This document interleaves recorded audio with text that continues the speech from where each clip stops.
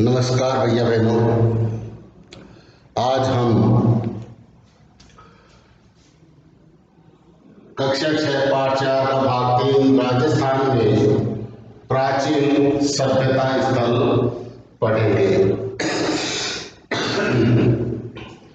जिसमें गणेश्वर। अब गणेश्वर सीकर जिले के नीम का थाना तहसील में एक विशेष संस्कृति के अवशेष मिले हैं। जो गणेश्वर कहाँ पर है? सीकर जिले के नीम का थाना तहसील में एक विशेष संस्कृति के अवशेष मिले हैं। इसे ताम्र संचयी संस्कृति कहा जाता है। कौन सी संस्कृति कहा जाता है इसको? ताम्र संचयी संस्कृति कहा जाता है। ताम्र यानी तांबा, और तांबा को इकट्ठा करने वाली संस्कृति कहा जाता है।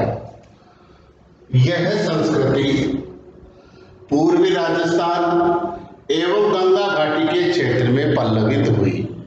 कहाँ पल्लवित हुई है? कहाँ पली फूली? पूर्वी राजस्थान एवं गंगा घाटी के क्षेत्रों में। गणेश्वर में ताम्र उपकरण बहुत आयात में मिलते थे। जो गणेश्वर क्षेत्र है, यहाँ पर तांबे के उपकरण बहुत आयात में मिलते थे। इसका कारण क्या था कि हो सकता है कि यह खेतड़ी के निकट रही हो, तो गणेश्वर में ताम्र उपकरण बहुत आयात में मिलते थे। इसका कारण खेतड़ी ताम्र भंडार की निकटता रही होगी। क्या? जो खेतड़ी है, जो वहां पर तांबे के भंडार है, उसके पास आसपास का ही क्षेत्र रहा होगा।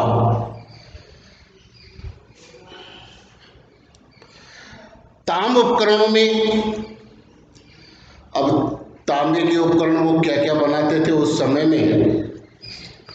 बाण बनाते थे, पत्थर या मूर्ति बनाने की छेनियाँ, मछली पकड़ने के औजार या कांटे, ये तांबे के बनाते थे। उस तरह की फलक, जो उस तरह होता है डाटी बनाने का, उसके जो ऊपर का हिस्सा होता है उसका फलक, अंगूठियाँ आदि प्रमुख है। अब ये क्या क्या बनाते थे? बाण, छेनी, मछली पकड़ने के कांटे, उस तरह की फलक, अंगूठियां आदि ये तांबे की बनाते थे। ऐसा प्रतीत होता है कि यहाँ से दोहरी पेचदार सिरा वाली ताम्र पिनों को पश्चिम तथा मध्य एशिया में निर्यात किया जाता था। यानी कि दोहरी पेचदार वाली जो सिरा वाली ताम्र पिनों को पश्चिम तथा मध्य एशिया में भी निर्यात करते थे, भेजते थे। गणेश्वर में मिट्टी के 2 प्रकार के बर्तन मिले हैं। जो गणेश्वर है वहां पर मिट्टी के 2 प्रकार के बर्तन मिले हैं। कौन कौन से मिले? एक तो मिला हड़प्पा पूर्व संस्कृति के हल्के लाल रंग के पतले बर्तन। कौन से मिले? हड़प्पा पूर्व संस्कृति के हल्के लाल रंग के पतले बर्तन मिले। दूसरा मिले लाल चिकनी मिट्टी विशिष्ट चित्रकारी वाले मजबूत बर्तन। दूसरे कौन से मिले? लाल मिट्टी के विशिष्ट चित्रकारी मजबूत बर्तन। इन बर्तनों में वर्तमान कलश, प्याले, तसले, ढक्कन, हांडी प्रमुख हैं। कौन कौन से बर्तन प्रमुख हैं? कलश, मर्तमान, प्याले, तसले, ढक्कन और हांडी प्रमुख हैं। आहड़ एवं गणेश्वर सभ्यताएं ताम्र पाषाण काल की थी। जो आहड़ और ये गणेश्वर जो सभ्यताएं हैं, कौन से काल की थी? ताम्र पाषाण काल की, यानी कि तांबे के औजार, बर्तन आदि इसी के बनते थे, उस काल की थी। किंतु इनके ऊपरी स्तर पर लौह युग के अवशेष भी प्राप्त होते हैं। लौह युग यानी लोहे के, तो ऊपरी स्तर पर अगर देखें तो यहाँ पर लोहे के भी अवशेष प्राप्त हुए हैं। लोहकालीन इतिहास को जानने के लिए बेराट, सांबर, बागोर, रेड आदि सभ्यता के स्थलों का विवरण उल्लेखनीय है। अगर हम लोहकालीन सभ्यता को जानना चाहें तो बेराट है, सांबर है, बागोर, रेड आदि सभ्यता स्थलों का हमको विवरण उल्लेखनीय है, देखने योग्य है। इसके बाद में आता बेराट। अब बेराट जयपुर जिले में स्थित बेराट कस्बा हर युग में सभ्यता एवं संस्कृति का केंद्र रहा है। जो बेराट है वह हर जयपुर जिले में स्थित है और ये हर युग में सभ्यता और वहां की संस्कृति का केंद्र रहा है।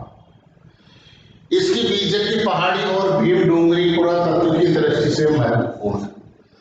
अब जो ये बेराट है, जो इसकी बीजक की पहाड़ी और भीम डोंगरी, क्या बीजक की पहाड़ी और भीम डोंगरी पुरातत्व की दृष्टि से महत्वपूर्ण है और महाभारत में इसका उल्लेख है। मत्स्य जनपद की राजधानी विराटनगर के रूप में हुआ है। अब महाभारत काल के अंदर इसका भी उल्लेख है, जो मत्स्य जनपद की राजधानी के नाम से विराटनगर के रूप में हुआ।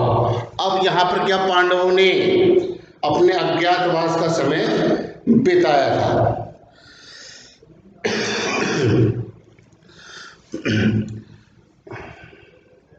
जहां पांडवों ने अपने अज्ञातवास के अंतिम दिन व्यतीत किए थे।